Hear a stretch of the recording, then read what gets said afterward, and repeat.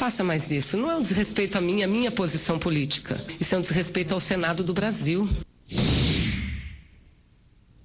Tras la pausa, nos daremos el gusto de conversar con el historiador, escritor, politólogo Hernán Brienza para, con todos estos materiales, como les decía antes, hacer una evaluación de nuestras voces de cambio de hoy.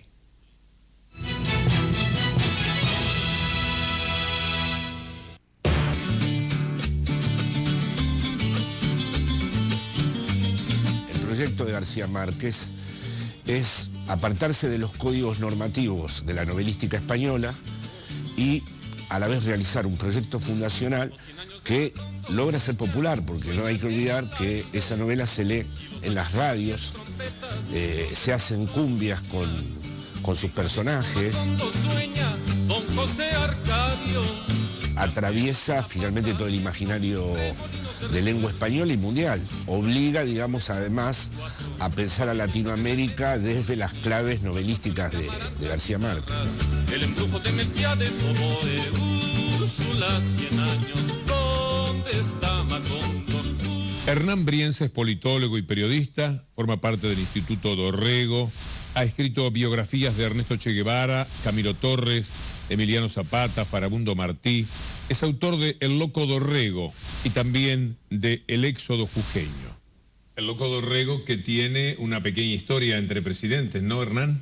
Sí, una mañana del año 2010 me despierto y la presidenta de Argentina, Cristina Fernández de Kirchner, le aconseja a Hugo Chávez, lo felicita por un triunfo electoral y le aconseja leer El Loco Dorrego porque fue la primera víctima de un golpe de Estado en la Argentina, ya en el año 1828. ¿Hay alguna relación entre estos gritos de soberanía que veíamos hoy, de Evo, por ejemplo, y aquellos héroes de los que vos escribías, de los que García Márquez escribió, o en El General en su laberinto, por ejemplo?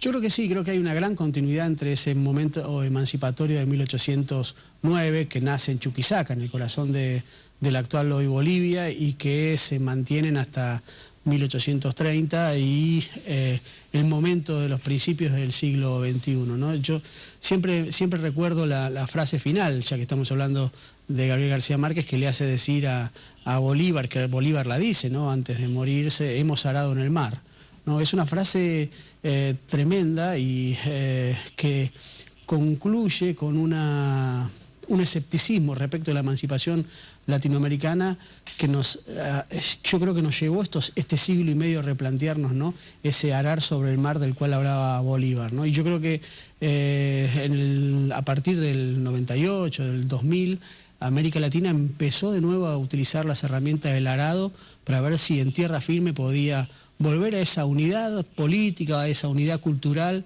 que significó la América de la emancipación, ¿sí? Como nunca se da en toda la historia, desde aquellos encuentros de Bolívar y San Martín, esos hombres que recorrían miles de kilómetros a caballo, con todas las dificultades para reunirse, porque estaban pensando en la América que ahora está siendo posible 200 años más tarde.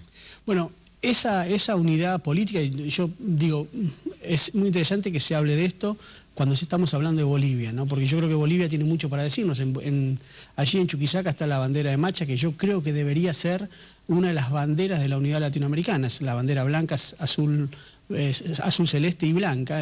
¿Por qué? Porque la tiene Bolivia, que es el corazón de Latinoamérica, y además está en el centro, uno podría decir, geográfico de la UNASUR, ¿no? Y si uno piensa en aquellos hombres, piensa en esos grandes hombres que creyeron no en los países extractivos con los puertos como centro, sino en el Congreso de Panamá de Bolívar. Uno piensa en Bolívar, piensa en San Martín, piensa en Artigas, piensa en tantos hombres que creyeron en la unidad del continente más que en los países portuarios, ¿no? Y yo creo que ahí hay una pista que se puede, o un pensamiento que se puede recuperar para llevarlo, no solamente para analizar el presente, para analizar el pasado, sino también para analizar el futuro. Y como vos bien decís, hace muchísimos años que en América Latina no hay tanta concordancia entre una mirada de unidad como ahora. Hubo a principios del siglo XX pensadores que intentaron imaginar una América unida, ¿no? Manuel Ugarte, José Vasconcelos, incluso Rodó en Uruguay, ¿no?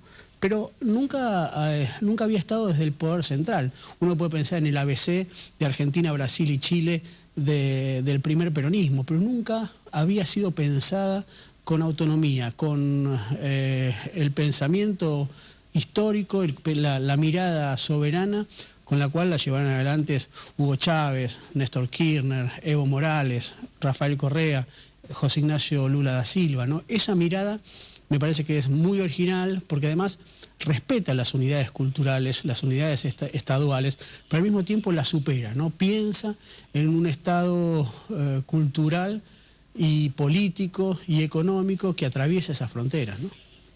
Ahora, esa mirada que tienen estos hombres, por encima de la mirada más común de las personas, porque estamos hablando de seres que se han impuesto de una manera muy especial en cada uno de sus países, es notable que tenga más armonía entre ellos que la mirada que tienen hacia ellos determinados sectores de sus propios pueblos. Sí, yo creo que ahí habría que hacer un análisis, yo creo un análisis más que desmadeje un poco la cuestión. Yo no sé si los pueblos pueden lograr ese nivel de conciencia de los estadistas. Lo que sí creo es que los poderes concentrados de cada uno de sus países y además sus aparatos mediáticos son claramente conscientes de lo que genera una unidad latinoamericana respecto a una estrategia continental que está vista desde hace prácticamente 150 años por Estados Unidos, ¿no? Veíamos a Evo contra todo lo que hay que luchar. Evo hoy como ejemplo, entre otros que se pueden buscar también en nuestra América Latina, contra los Estados Unidos, el Fondo Monetario Internacional, las recetas, esa España que todavía cree que está 200 años atrás, cuyo periodismo obsesivamente defiende los intereses de sus multinacionales, que ni siquiera son propiamente de España en muchos casos, son multinacionales, que tienen su raíz quizás en España, contra todo lo que hay que luchar para poder dar este grito de soberanía, ¿no? A mí me sorprendió muchísimo, bueno, tuve la oportunidad de estar en Bolivia para el aniversario del grito de Chuquisaca del año pasado, el 25 de mayo, y lo que me impresionó es que el debate mediático sobre cómo se manejan los medios de comunicación en Bolivia es muy similar a lo que ocurre en Venezuela y es muy similar a lo que ocurre en Argentina. Es decir, los medios concentrados intentan fogonear constantemente un esmerilamiento de los poderes del Estado. Es interesante esa idea porque yo creo que no llegan a la lógica del golpe mediático, pero sí al desgaste continuo de la legitimidad de los sectores políticos que necesitan para enfrentar a los poderes monopólicos el apoyo del pueblo, no el apoyo de las mayorías. En ese apoyo de las mayorías, si vos lográs que esos estados o que esos gobiernos, que esos sectores políticos pierdan el apoyo de las mayorías, vos le quitás la principal herramienta de legitimidad.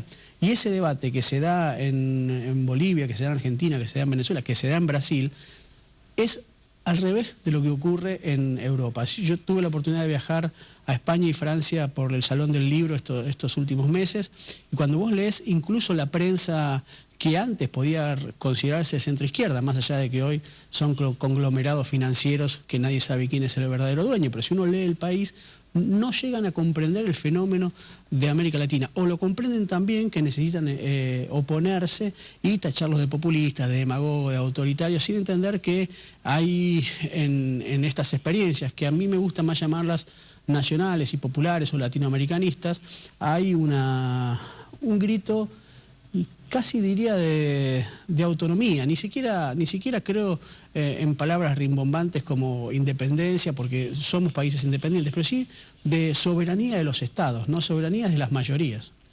Te voy a pedir para el final, Hernán Brienza, una idea, una frase sobre García Márquez y otra sobre Evo y lo que ha conseguido en estos años, porque después en la despedida Germán Dorado, el alemán, canta con esa música nuestra de Voces de Cambio, con imágenes de García Márquez y de Evo Morales justamente. Dos ideas. Yo creo que con García Márquez se muere gran parte o la mitad de la literatura latinoamericana de los últimos 50 años, ¿no? Creo que García Márquez es el gran escritor latinoamericano, creo que el realismo mágico le dio una explicación a aquello que tiene que ver con lo afectivo, que tiene que ver con lo maravilloso, con lo exuberante, con lo que América Latina tiene para aportarle al mundo, ¿no? Y quizás Gabo fue el gran cronista de esa América Latina, ¿no? Es el mejor escritor. Todos los periodistas que hemos hecho alguna vez crónicas, le hemos robado a García Márquez alguna palabra, alguna frase, alguna mirada.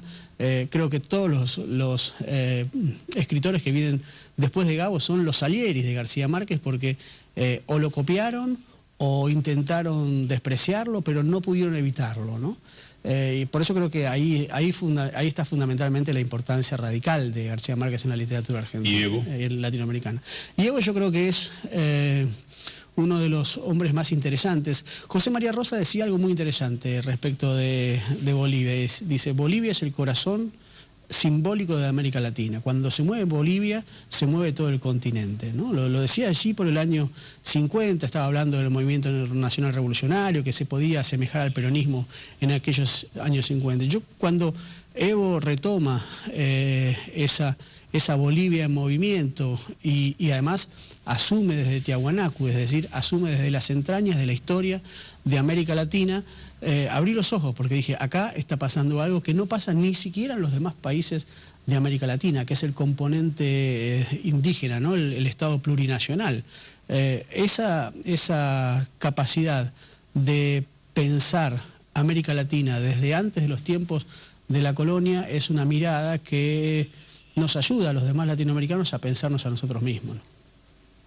Hernán Brienza, muchísimas gracias. No, gracias a vos. Y a ustedes también, amigos. Nos quedamos con esas imágenes en Voces de Cambio, con la música de Germán Dorado, el alemán, y las muy queridas figuras de Gabriel García Márquez y Evo Morales. Hasta la próxima. Solo quiero decir, nunca nos van a intimidar, nunca nos van a asustar, porque somos un pueblo que tenemos dignidad y soberanía. Te he visto volver, te he visto marcharte, rumbo de migrante, la ración del mundo insaciable. Te he visto gritar, quisieron callarte y llorar tu sangre. De la lucha contra la pobreza pasa a la lucha por la igualdad. Tus cadenas, jugar penas, y eran madres. Voy a entender tu hablar, que se hace libertad. Voces de cambio, todas nuestras infaltables curas. Americana piel, toda tu historia cruel. No has socavado la belleza que da tu cintura. Y si hay medio de comunicación comprometido con su pueblo, la responsabilidad es eso, informarnos la verdad y no con falsedad.